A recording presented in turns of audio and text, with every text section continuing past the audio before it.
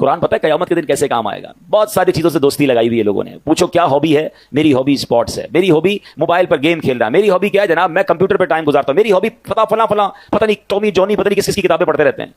ارے مسلمان کی پہلی ہابی تو قرآن ہونا چاہیے نا. پہلی مصروفیت تو قرآن ہونی چاہیے. سنو قرآن کیا کام دے گا. اللہ کریم کے نبی علیہ الصلوۃ والسلام نے فرمایا جو بندہ دن اور رات میں قرآن کریم کی تلاوت کرتا ہے، ایسی روٹین بنائیں کہ کام پر جانے سے پہلے کچھ قرآن پڑھ کے جائیں، گھر آئیں تو سونے سے پہلے کچھ قرآن پڑھ لیں. اللہ کرے صبح سورہ یاسین پڑھ کے جائیں، رات سورہ ملک پڑھ لیا کریں. سنیے نبی پاک فرماتے جو بندہ دن اور رات میں قرآن پڑھتا ہے اور قرآن کے حلال کو حلال اور حرام کو حرام جانتا ہے، اللہ پاک فرشتوں کو اس کا رفیق یعنی اس کا ساتھی بنا دیتا ہے.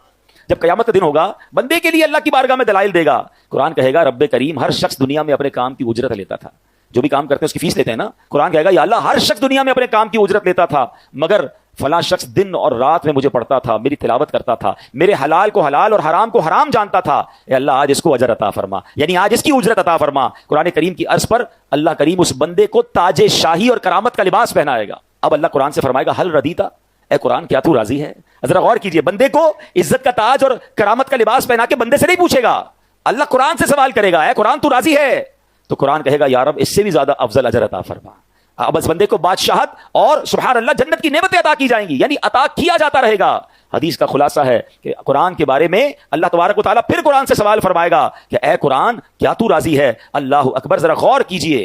اور پھر ایک وقت آئے گا کہ قرآن کہے گا یا اللہ میں راضی ہوں. اب بتائیں دوستی کس سے کرنی چاہیے؟ ساتھ کس کا ہونا چاہیے؟ انفارچونیٹلی بہت ساری چیزیں ہم روز اوپن کرتے ہیں، روز سافٹ ویئر اوپن کرتے ہیں، روز آن لائن ہوتے ہیں. قرآن آن لائن نہیں.